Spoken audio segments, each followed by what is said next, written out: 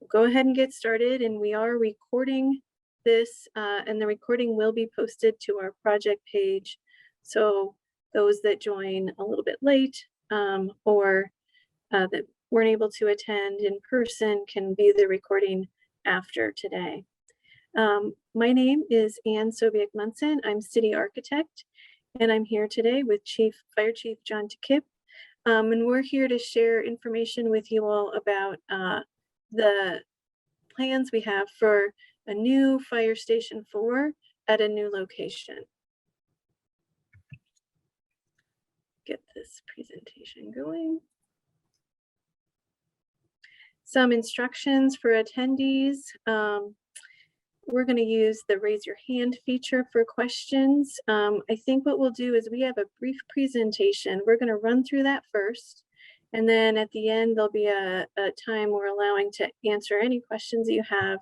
So we'll use the raise your hand feature. We do not have the chat available during this session. So this is just a little overview of how, if you do want to participate in discussion, you should be able to go to the participant box, see raise your hand or lower your hand. I have a couple instructions here. If you're on a phone, to raise your hand, you do *9. And then to mute or unmute, you can use *6. And just a reminder, I think I already mentioned, we are recording this meeting. Oh, great. One more.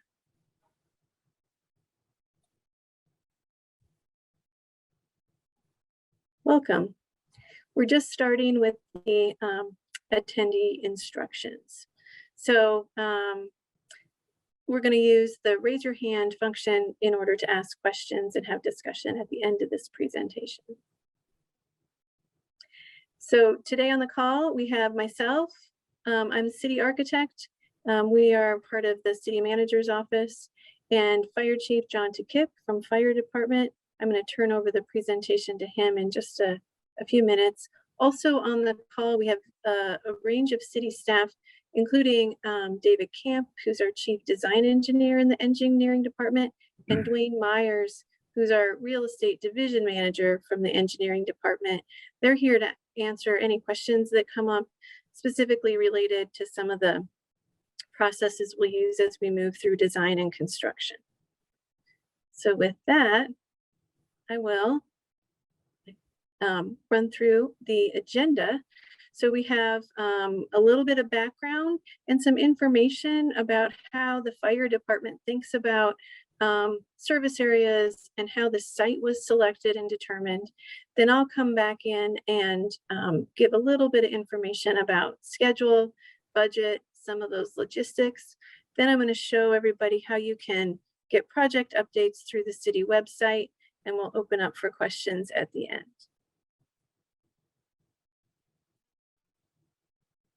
Whoop. All right, with that, I'm going to turn it over to Chief, and you can let me know when you'd like a slide advanced. All right, thanks, Ann. Thanks to anyone who's participating in the meeting, or welcome to anyone who's watching this later. It's a great opportunity for the city staff and myself to be able to provide information about a new Station 4 in a new location, and kind of how we got to that decision and the considerations that led to that decision. Kind of a little bit of an overview.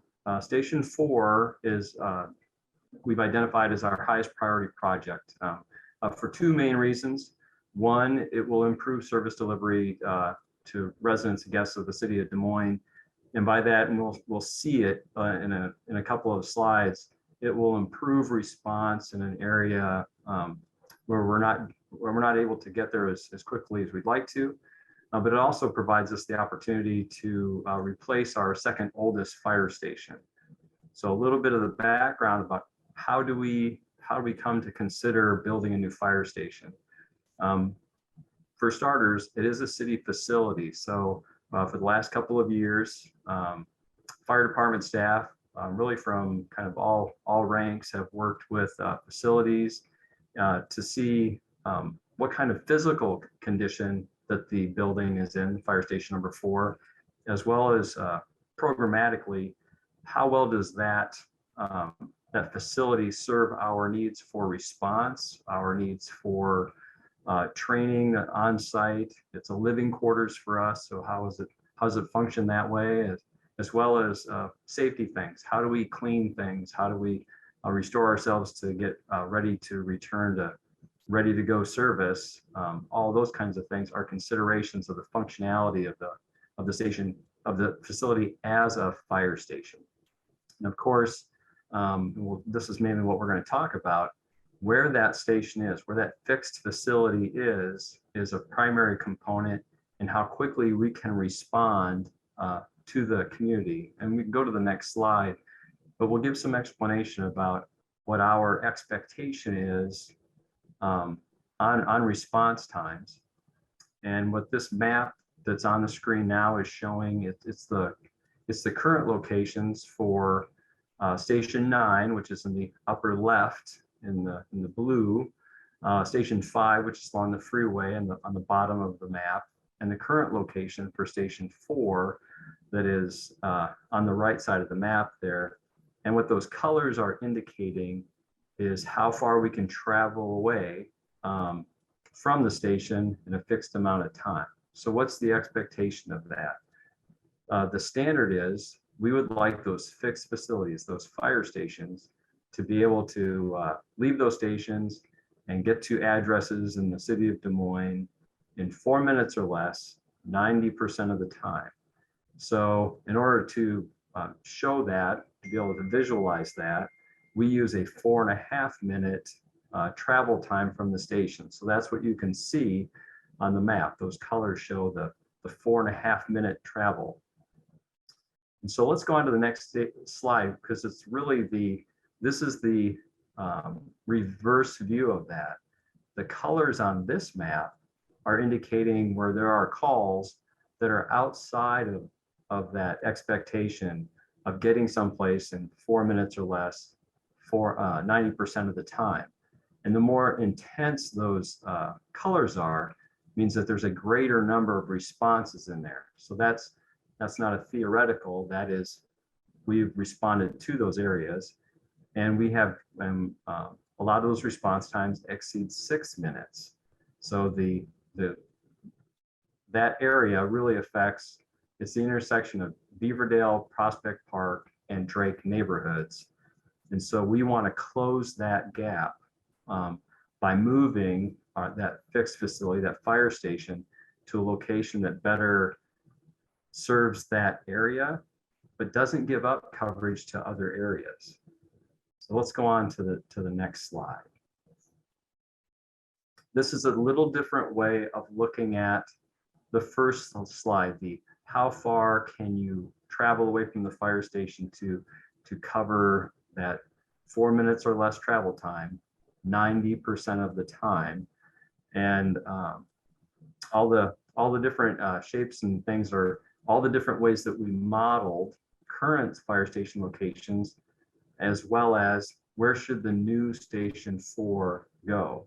So if you look at all of the contextual stuff, the background, that benchmark of 4 minutes or less, 90% of the time, what is the condition of our facility, both programmatically and functionally, and then that deployment analysis, that led me to the decision to move Station 4 a little bit to the north and a little bit to the west. And that area, when we were programming it, was 16th and Carpenter. So from there is where we started to analyze what are available properties, which kinds of properties help us reach that 4 minute or less response time 90% of the time. Which of those properties impacted the fewest number of structures in the neighborhood, or the fewest number of residents that had homes that had people in them, all of those kinds of things. Which of those possibilities also provided good access out of the fire station and to other locations within the city. And we can go on to the next slide, because one thing I want to highlight, and what this slide shows, is the existing Station 4 at 9th and University, and the proposed site, which is between Martin Luther King Jr. Parkway and 19th Street at Clark. And it kind of shows you on the map where that movement is. And one thing I like to point out is it feels different when a fire station gets moved. It's the tradition, and it's kind of our history to have a relationship to where the fire station is. That's normal. And if you live close to the fire station and it's moved further away, you feel like you've gotten less service. If you're nearer that new location, you might feel like your service is better. But one of the first things I said is we're trying to provide an equitable service for everyone in the city of Des Moines, because we're a city-wide service. A lot of times when we respond from multiple stations at once to a given site. And so we're trying to cover that best we can, but provide some understanding that just because the station moved a little to the north and to the west, that doesn't mean that you're getting less service. And I hope I'm providing some understanding as to why we're moving to that location. If you're familiar with the area, with ML King and 19th, you'll understand that provides very rapid access to the north and to the south from that site. And when we want to put a new fire station someplace, we don't want that fire station to, when you leave it, to drive onto the busiest street. That's dangerous for people that are driving, and it's dangerous for the firefighters. So by pulling out onto Clark and then choosing one of those north-south roads, that provides a safe way for us to get started and a quick way to go north and south. Clark Street also provides pretty good access east and west through those neighborhoods. So that by itself is a benefit to being in that location. This was the ML King and Clark location, impacted the fewest existing structures when we looked around for possibilities, and it provided the best access across those neighboring neighborhood associations and eliminated that gap in service. I will hand it back to Ann in engineering, and I will be available for questions at the end. Great, thank you. We're just going to now take a little deeper look into zooming in on that site that's been selected, just a little bit more information. We anticipate that the new fire station will resemble the most recent fire station that was constructed, Fire Station 11. So from an aesthetic appearance, it will have a similar feel and look to it. There are a couple changes, but what we did in our planning was we took the basic footprint of that fire station and put it on top of this selected site at MLK and Clark. And you can see here how that, again, this is not designed yet. This is just for planning, but we were just testing how it would work. Here with the green arrows, you see the path of the vehicles through the apparatus bay. And this is the exit onto Clark that Chief just mentioned, where you could go east or west on Clark. And then you can also head up north on 19th or south on MLK. So it provides you that access. There's also a couple other features that I want to point out to this. As I said, it's similar to Fire Station 11. The ways in which it's a little bit different, it has 4 apparatus bays instead of 3. We have 3 over at 11, so you'll see that that's a little bit larger in that area. And there will be a tower included in this project.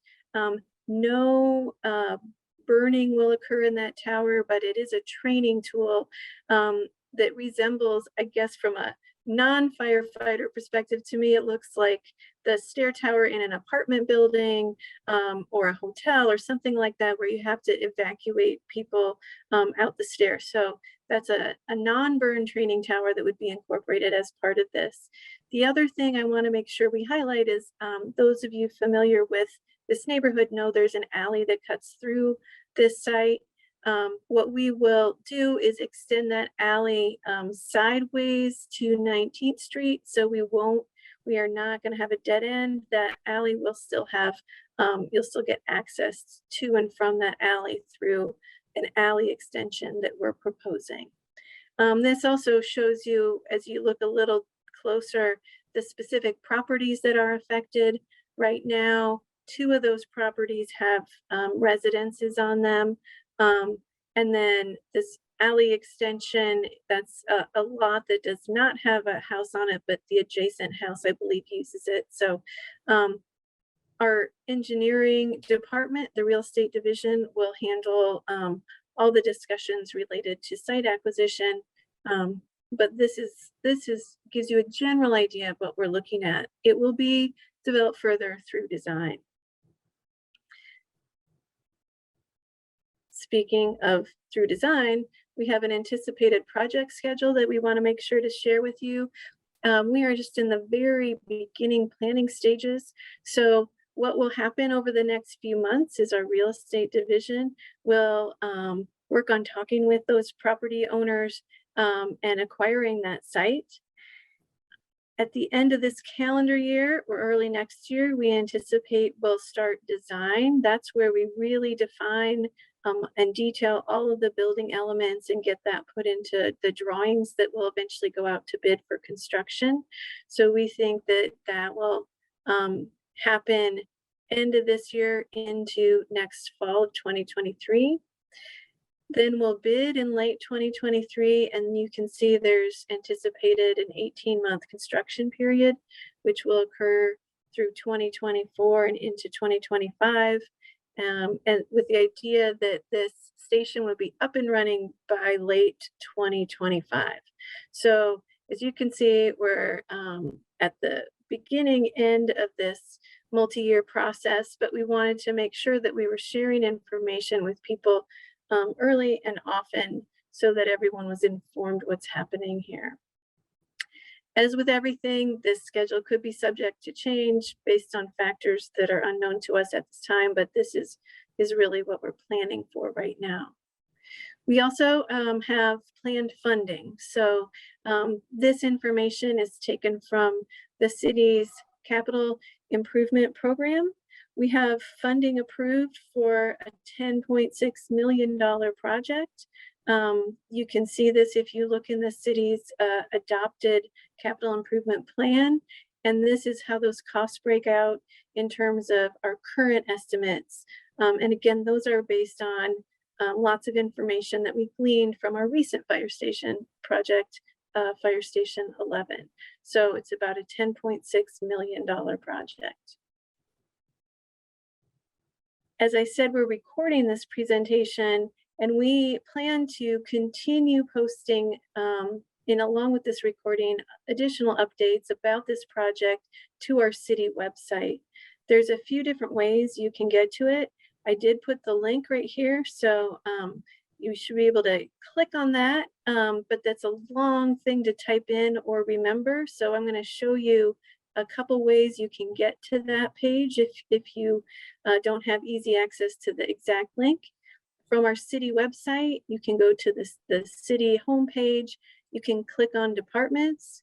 You could go to engineering and look at the engineering project page, and you'll find it there.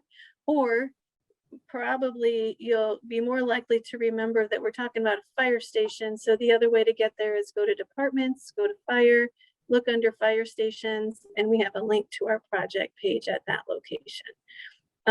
So over that whole period of time that I just shared in the timeline, we will be posting updates and responses to questions and other information about the project as we move forward. All right, so that's the presentation we have to share with the group tonight. We are happy to answer any questions. So again, please just raise your hand if you have a question, and we can unmute, and we're happy to answer those now.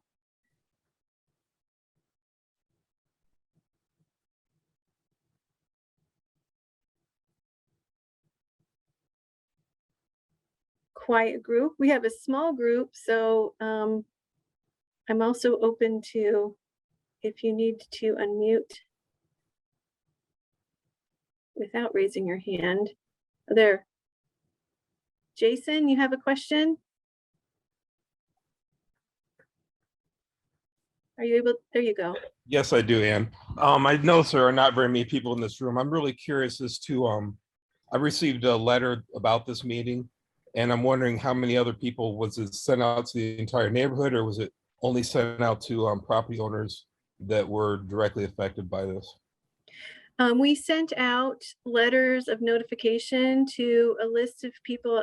I have to look back at it. It was, I think, around 50 or 60 notifications to anyone with an address within 250 feet of the site. In addition, we added a list of kind of stakeholders and entities that are in the neighborhood that we work with. They received notifications, and we also shared the sign up information with the King Irving, Drake, and Mondayman Presidential Neighborhood Association. So anyone that gets that information should have also received it. And then it's been on the city calendar on the website. So that's another way that people, even if they hadn't received a notification, would have been able to access this.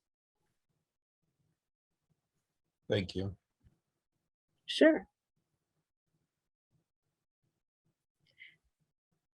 I will offer that, you know, as people, because we do have a small crowd joining us in real time tonight, if you're listening to this recording and you have questions, please feel free to contact me. I'm listed on the project page. Also, I'll let you know my email is S as in Sam, M as in Market, UNSON @dmgov.org. That's my address, and I'm happy to take questions and post responses or email responses to those.